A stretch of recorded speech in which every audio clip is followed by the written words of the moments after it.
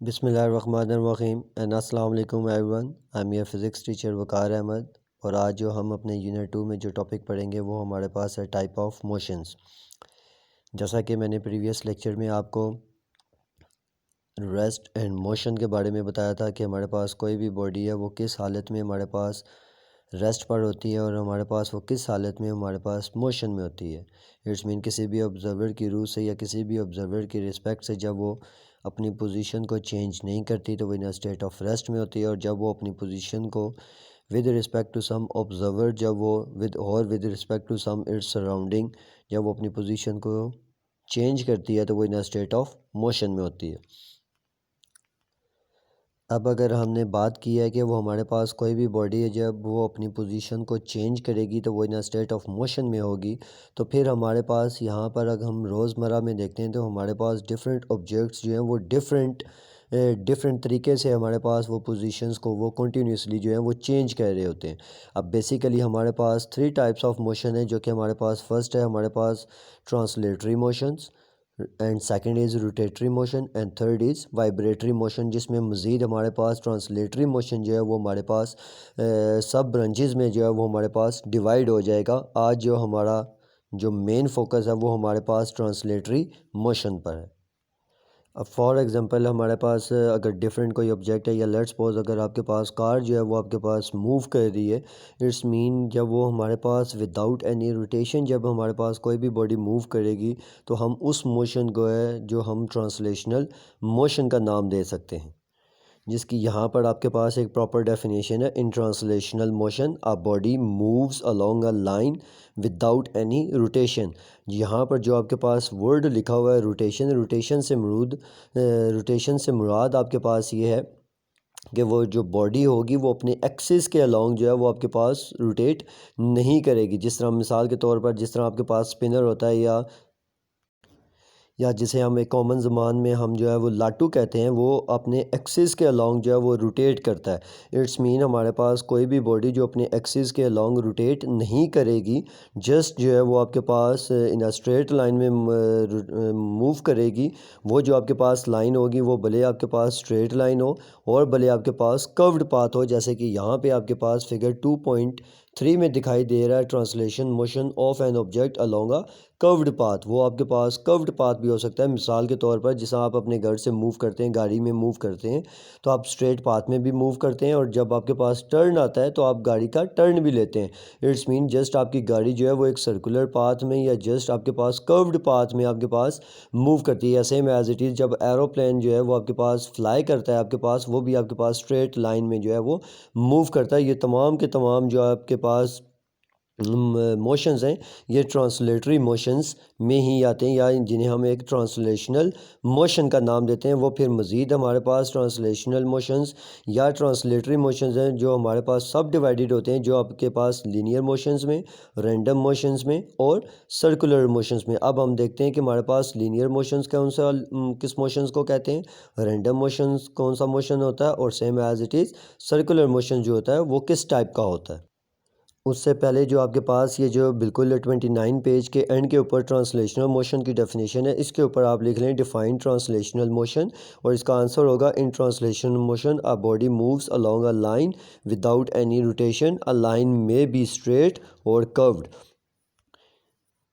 जैसे कि यहाँ पे आपको फिगर 2.4 में भी आपको दिखाई दे रहा है, ये जो आपके पास एक फेरिस व्हील होता है, जो बच्चों का आपके पास वो रिंग फेरिस व्हील वाला आपके पास झूला है। यहाँ पर भी अगर आप देखें तो वो पूरे का पूरा जो आपके पास है वो राइडर जो है वो जस्ट आपके पास सर्कुलर पाथ में मूव कर रहा है, लेकिन अपने एक्सिस के अलॉन्ग जो है वो आपके पास मूव नहीं कर रहा है।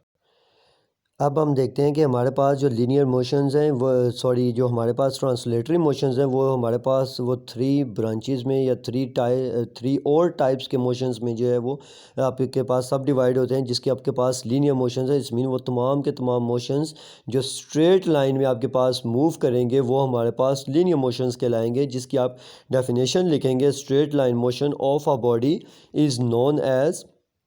It's linear motion. For example aeroplane जो है वो आपके पास फ्लाई कर रहा है इन एयर में, या लेट्स सपोज अगर आपके पास कोई भी बॉल है या आपके पास कोई भी ऑब्जेक्ट है, अगर आप उसे थोड़ी सी हाइट के ऊपर जाकर आप उसे जब आप उसे फ्री कर देंगे तो वो बिल्कुल एक स्ट्रेट वर्टिकल स्ट्रेट लाइन में जो है वो ग्राउंड को हिट करेगा। वो भी आपके पास जो है वो भी आपके पास जो एग्जांपल होगी वो आपके पास लीनियर मोशन की होगी। यहाँ पर आप क्वेश्चन लिख लें डिफाइन लीनियर मोशन, और ये आपके पास इसकी डेफिनेशंस आ गई, और नीचे आपके पास यहाँ पर बेशक आप बुक से ही एग्जांपल्स को कोट कर लें, या आप अपनी मर्ज़ी से जो है वो लीनियर मोशन के ऊपर या इस करेक्टरिस्टिक्स के ऊपर, इस पैरामीटर्स के ऊपर जो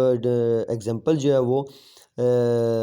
पूरी उतरेगी, आप उसको भी जो है वो कोट कर सकते हैं। And the next type of translatory motion is circular motion. It's mean हमारे पास कोई भी ऑब्जेक्ट जब वो एक सर्कुलर पाथ में जो है वो मूव करेगा तो वो हमारे पास सर्कुलर मोशन कहलाएगा। जिस मिसाल के तौर पर अगर आप कोई भी स्टोन अगर आप उस थ्रेड के साथ आप हुक कर लें और आप इसे गोल गोल घुमाएं, तो जो कि आपके पास यहाँ पे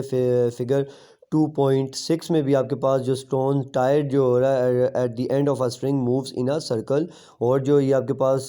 toy train moving on a circular track, same as it is आपके पास जो बच्चों की ट्रेन है वो भी जब सर्कुलर ट्रैक में मूव करेगी, या इन अदर सेंस आपके पास कोई भी ऑब्जेक्ट जो आपके पास सर्कुलर पाथ में जो है वो आपके पास मूव करेगा, तो वो वाला जो मोशन होगा वो आपके पास सर्कुलर मोशन कहलाएगा। यहाँ पर एक आपके पास एक कॉन्सेप्चुअल क्वेश्चन जो है वो आपके पास यहाँ पर जो वो सर्कुलर पाथ में मूव करेगा, वो जो सर्कुलर पाथ का जो सेंटर होगा वो उस बॉडी का या उस ऑब्जेक्ट का जो है वो पार्ट नहीं होगा। इट्स मीन वो अपने एक्सिस के लॉन्ग जो है वो मूव नहीं करेगा, जस्ट वो एक राउंड या in other sense circular path में जो है कोई भी ऑब्जेक्ट जो मूव करेगा, तो ये वाला इस टाइप का मोशन जो होगा वो हमारे पास सर्कुलर मोशन कहलाएगा। And the last is random motion. जो हमारे पास डिसऑर्डर मोशन होगा या जो हमारे पास इरेगुलर होगा, फॉर एग्जांपल आपके पास गैस के पार्टिकल्स हैं या डस्ट पार्टिकल्स हैं, तो वो आपके पास एक स्पेसिफाइड या स्पेसिफिक डायरेक्शन में जो है वो आपके पास मूव नहीं करेंगे, वो रेंडमली जो है वो मूव करेंगे। सेम एज इट इज़ जैसे आपके पास एक कॉन्सेप्ट है डिफ्यूजन का, same as it is gas के molecules from higher concentration to lower concentration की तरफ आपके पास मूव करते हैं, तो वो आपके पास इरेगुलर पैटर्न में आपके पास मूव करेंगे। यूँ आपके पास जब कोई भी जो ऑब्जेक्ट जो होगा वो जो इरेगुलर या डिसऑर्डर मोशन जो होगा उसको हम जो है वो रैंडम मोशन का नाम देंगे। और ये पेज 31 के ऊपर इसकी डेफिनेशन आ गई। द डिसऑर्डर और irregular motion of an object is called random motion. और यहाँ पर आपके पास जो है मोशन ऑफ इंसेक्ट्स और मोशन ऑफ बर्ड्स जो आ गया, वो आपके पास एक कॉमन जो है वो एग्जांपल्स आ गए हमारे पास रैंडम मोशन की। अब आपने जो अपनी कॉपीज़ के ऊपर जो प्रॉपर लिखना है वो आपने ट्रांसलेटरी मोशंस का लिखना है, ठीक है। और आपने ट्रांसलेटरी मोशंस की आपने डेफिनेशन देनी है और इसको आपने याद भी करना है। और फिर आपने वन बाय वन जो इसकी 3 टाइप्स हैं आपके पास, linear motions, circular motions and random motions की आपके पास डेफिनेशंस भी एंड अलोंग देयर एग्जांपल्स भी जो है वो आपने प्रॉपर लिखनी भी हैं और आपने इनको याद भी करना है।